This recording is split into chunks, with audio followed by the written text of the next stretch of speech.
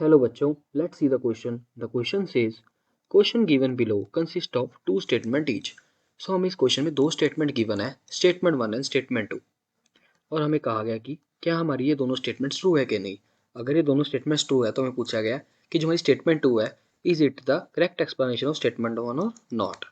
अगर हम अपनी फर्स्ट स्टेटमेंट को देखें तो यहाँ पे कहा गया कि SiF6 2 negative is known but SiCl6 is not known.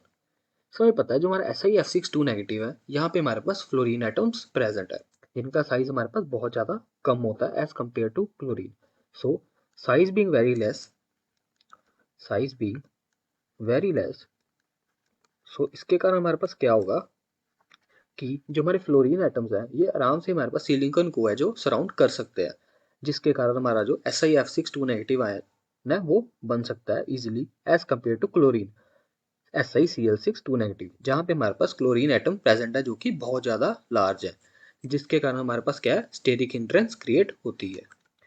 So steric hindrance से हमें पता है कि जो हमारा बॉन्ड है वो बहुत ज़्यादा वीक बन जाता है एंड हमारा जो कंपाउंड है वो एग्जिस्ट नहीं करता। अगर हम देखें तो हमारे जो क्लोरीन एटम्स हैं वो हमारे SiCl6 2 नेगेटिव को स्टेबलाइज कर ही नहीं पाएंगे because it will create steric hindrance and ये काफ़ी ज़्यादा एक्सेस में अरेंज हो जाएंगे सिलिकॉन के around. So hence our statement 1 is correct. Statement 2 की बात करें तो यहाँ पे कहा गया कि size of fluorine small and it's lone pair of electrons interact with D orbitals of silicon strongly. तो यही स्टेटमेंट अभी हमने स्टेटमेंट 1 में भी एक्सप्लेन की है।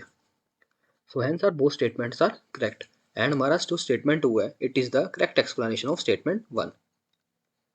सो I hope you understood it well. Best of luck.